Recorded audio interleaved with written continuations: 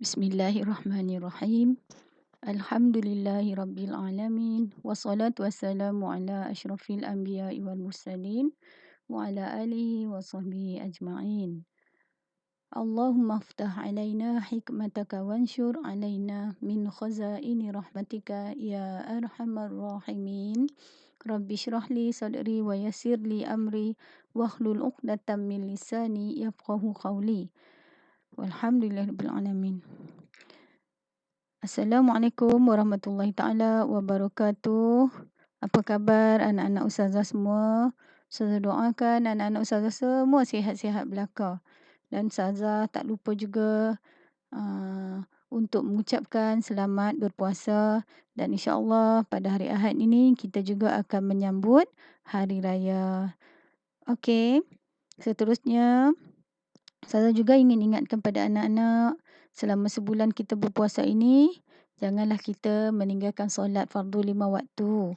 Kerana kalau anak-anak hanya sekadar berpuasa tetapi tidak menunaikan solat, maka pahala puasa itu sia-sia saja. Jadi, sebab umur anak-anak dah 12 tahun, dah diwajibkan menjaga solat, maka jangan tinggalkan solat. Okeylah, hari ini ustazah nak sambung tajuk kita ya, berkenaan dengan sembelihan. Pasti anak-anak dah tahu ya, dan pernah tengok bagaimana orang menyembelih binatang. Okey, pada tahun lepas, pihak sekolah pernah mengadakan latihan menyembelih haiwan binatang yang halal, iaitu ayam ya. Salah satunya ayam, yang mana anak-anak tahun 5 dengan tahun 6 tahun lepas dapat melihat bagaimana teknik guru yang mengajar tersebut menunjukkan cara-cara menyembelih ayam dengan cara yang betul. Jadi hari ini ustazah nak ulang kembali apa yang pernah kita dengar pada tahun lepas, dan hari ini ustazah ingin menyambung pelajaran ustazah berkenaan dengan sembelihan. Okey, anak-anak tahu kan sembelihan?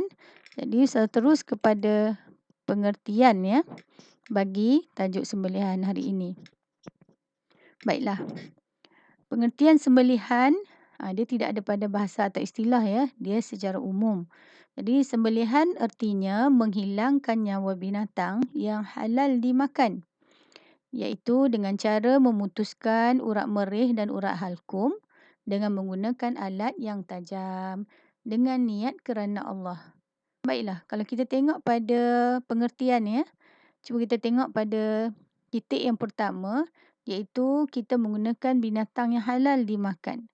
Dia pada gambar ni ustazah ada tunjukkan burung, ayam, lembu, unta, arnab, itik dan macam-macam lagi ya binatang. Banyak lagi binatang yang halal di muka bumi Allah ini. Jangan kita cari binatang yang haram saja. Burung pun ada kategori dia ya. Bukan semua burung yang kita boleh makan. Iaitu burung yang kita tak boleh makan, burung apa? Iaitu burung helang, burung eriam, burung gagak. Dan ada lagi spesies-spesiesnya ya, yang berparuh, melengkung dan burung yang memakan daging. Okey. Seterusnya, dengan memutuskan urat merih dan urat halkum menggunakan alat yang tajam. Dekat gambar sebelah ni dia ada tunjukkan ya, yang mana satu urat halkum dan yang mana satu urat merih. Urat halkum adalah urat pernafasan, manakala urat merih ini adalah urat saluran makanan. Bukan marih ya, marih tu planet. Ini merih. Urat merih. Urat halkum. Baiklah, kita dengan niat sembelihan tadi ni hendaklah dilakukan niat kerana Allah. Jangan kita niat selain pada Allah. Kerana ada setengah orang dia mengamalkan pemujaan.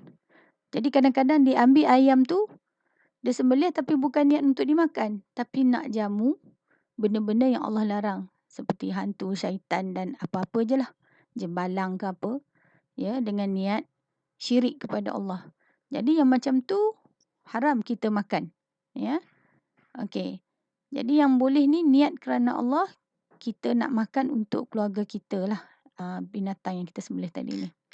Okey, seterusnya kita pergi pula kepada hukum menyembelih binatang. Hukumnya adalah wajib, ya. Dia bukan sunat, bukan harus, tetapi hukumnya wajib.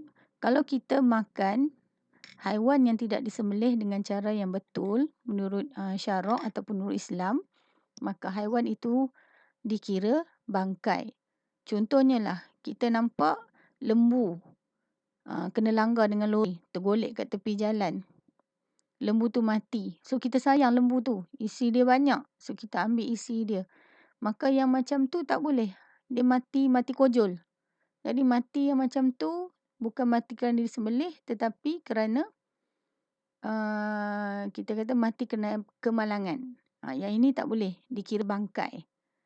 Tetapi sekiranya lembu tadi mati dilanggar kenderaan, tetapi dia masih lagi nyawa-nyawa ikan. Tuan dia datang bawa pisau sembelih leher dia. Maka apabila dia mati bukan kerana kemalangan tadi, tetapi kerana disembelih, maka dagingnya boleh dimakan. Ya, tetapi dengan syarat daging yang masih melekat pada tubuh badan binatang yang halal tadi itu. Okey. Kemudian saya ulang lagi sekali, hukum menyembelih binatang ini adalah wajib, ya. Okey, seterusnya rukun sembelihan. Dalam sembelihan pun ada rukun, bukan sekadar solat, bukan sekadar menunaikan haji, ya. Dalam sembelihan pun ada rukun, ya. Rukun sembelihan ni ada 3. Pertama, mestilah ada penyembelih, ya.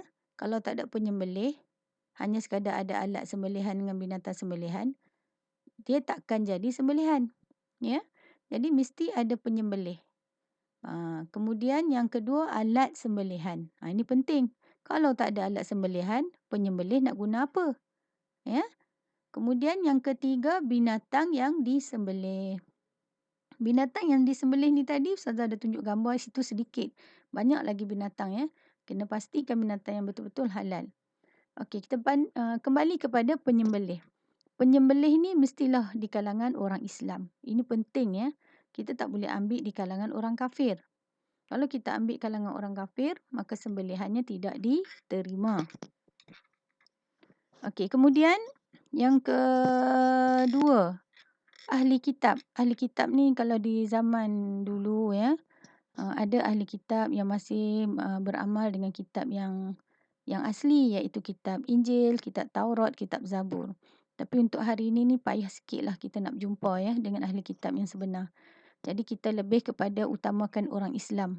Ya, kita makan sembelihan daripada orang Islam. Kemudian tidak berada dalam ihram haji atau umrah. Ini penting, ya. Orang yang berada dalam ihram haji atau umrah, mereka haram sesekali menyembelih binatang. Sekiranya mereka sembelih, maka sembelihan mereka itu tidak diterima, tidak sah, ya. Jadi 2 orang ini penting, ya, orang Islam ataupun ahli kitab, ya. Tapi kita sekarang lebih pada utama ke orang Islam lah. Dan jangan sesekali orang yang tidak berada dalam ihram haji atau umrah. Mereka ni boleh.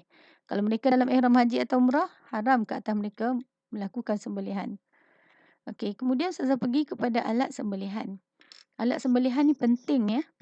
Kita tidak boleh ambil sebarangan alat sembelihan. Jadi kita kena tengok.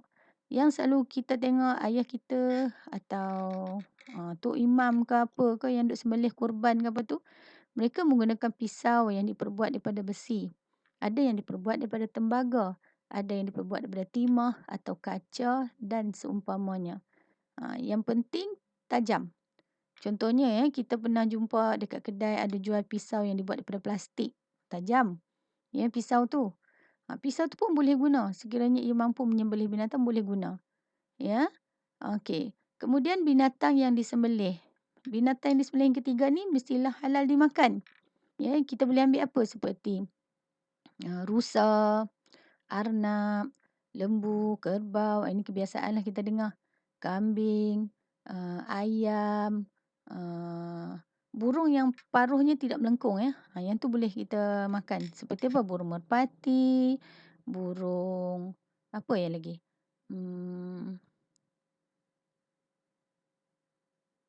Burung apa? Burung bangau. Burung apa yang mudah kita dapat lah senang. Burung puyuh, itu senang kita dapat. Jadi itu yang mudahnya. Kalau binatang yang lain daripada situ, lain pada tu 4 kaki, unta, kuda, yang ni kita boleh buat sembelihan binatang yang halal dimakan. Kemudian mesti putus urat halkum dan urat merih. Tadi Ustazah dah bagi tahu ya. Urat halkum ni urat pernafasan. Manakala urat merih ni urat saluran makanan. Bila putus kedua-dua ni, insya-Allah binatang itu dia tidak tersiksa terlalu lama dan dia cepat mati. Okey, seterusnya alat yang haram digunakan untuk kita menyembelih. Ini jangan sesekali guna walau keadaan terdesak. Kalau guna juga 6 perkara ni, 6 benda ini, maka sembelihan kita itu tidak dikira sah dan binatang yang mati tadi dengan sembelihan menggunakan alat ini, ia akan menjadi haram ataupun menjadi bangkai. Okey, itu apa? Rambut, kuku, tulang, tali, gigi. Ada 2 tali. Silap ya, ada 2 tali. Dia ada 1 rambut, kuku, tulang, tali dengan gigi. Ya. Jadi ini benda ni jangan sesekali kita guna untuk menyembelih binatang. Elakkan sama sekali. Okey, seterusnya Ustazah nak tunjuk ya antara gambar alat sembelihan terkini. Ini yang paling moden yang kita pernah tengok ya, di masjid-masjid tertentu saja yang menyediakan alat sembelihan korban. Dengan teknik ini darah tak mengalir banyak dan dia mengalir pada satu tempat saja dan prosesnya mudah. Ya, sebab lembu akan disembelih cara menggunakan mesin teknologi terkini. Jadi memudahkan pegang ramai-ramai lembu. Tak perlu ikat lagi, masuk je dalam alat yang ditunjukkan ni. Ya, ini teknik dia. Satu lagi. Ya, ditunjukkan. Jadi memudahkan sembelihan dengan cara ni. Ini bukan dia tembak kepala ni ya. Ini silap ni. Ini bukan dia tembak kepala. Ini dia akan menggunakan kaedah menyembelih di leher. Okeylah. Baik. Ini alat ni. Okeylah, itu sajalah. Okey. Jadi Ustazah ulang balik daripada awal tadi. Sekejap ya. Baik. Okey, Ustazah ulang balik. Pengertian sembelihan sebagai pengukuhan, iaitu menghilangkan nyawa binatang yang halal dimakan dengan cara memutuskan urat merih dan urat halkum dengan menggunakan alat yang tajam dengan niat kerana Allah. Kemudian, hukum kita menyembelih, hukumnya adalah wajib. Dan rukun sembelihannya mesti ada 3, iaitu mesti ada penyembelih, mesti ada alat sembelihan, mesti ada binatang yang halal untuk disembelih. Kemudian, alat yang haram kita gunakan untuk menyembelih iaitu rambut, kuku, tulang, tali dan gigi. Ustazah terulang banyak kali tali tu. Jadi, untuk bab ini ada 2 gambar tadi saya tunjuk, teknik moden terkini. Okey, yang mana yang pertama gambar macam mana lembu tu dimasukkan dalam satu mesin untuk disembelih secara diharuskan syarak. Okey, itu saja daripada Ustazah ya pada hari ini.